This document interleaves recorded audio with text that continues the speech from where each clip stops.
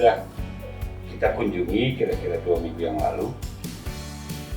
Sekali lagi kita semua, utamanya pemerintah Aceh,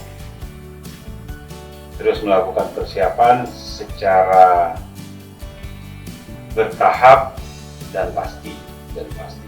Ini kita siapkan, kita tinjau 2 minggu yang lalu. Sertifikasi dan visitasi dari yang berwenang Kemenkes hadir. Kemudian ini sudah terakreditasi, tersertifikasi layak untuk digunakan.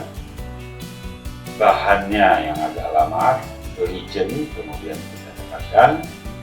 Maka sah hari ini dengan launching sudah siap 2 sampel dari Garuda untuk kita lihat statusnya secara final.